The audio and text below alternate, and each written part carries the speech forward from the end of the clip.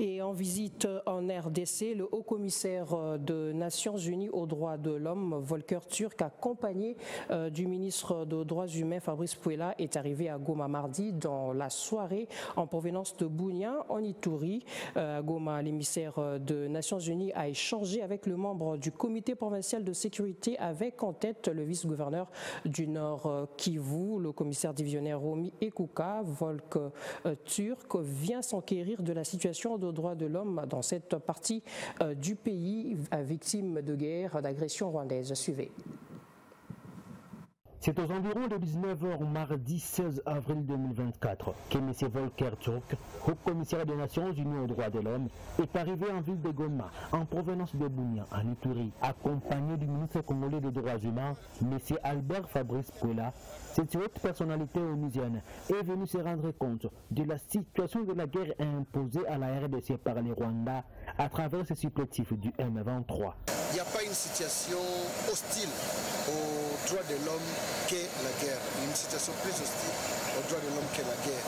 Et c'est ainsi que le haut-commissaire est venu lui-même pour se rendre compte à quel point les Congolais vivent dans une situation de précarité, les déplacés, les femmes qui sont violées à longueur de journée. Ce n'est pas normal, alors que lorsque la charte des Nations Unies avait été signée, c'est pour mettre un terme à tout ce qui était comme situation de rupture à la paix.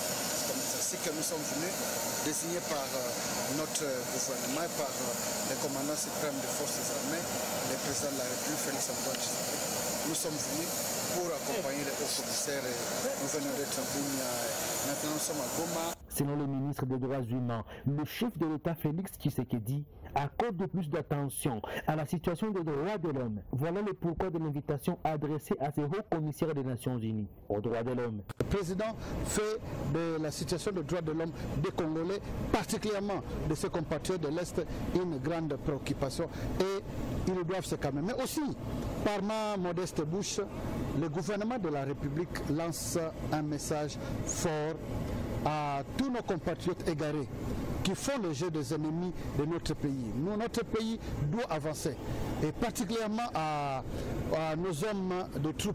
On ne peut pas tolérer que des fils de notre pays trahissent la mère patrie pour s'allier avec les ennemis et causer des ennuis à notre pays. Et de ce côté-là, la République sera intraitable. Vous avez appris qu'on a levé le moratoire sur la peine de mort. Il n'y aura plus de grâce. Soulignons que quelques heures après son arrivée, M. Volker Turk a échangé avec les membres du comité provincial de sécurité, avec en tête le vice-gouverneur de province, le commissaire divisionnaire Romy Ekuka Lipopo.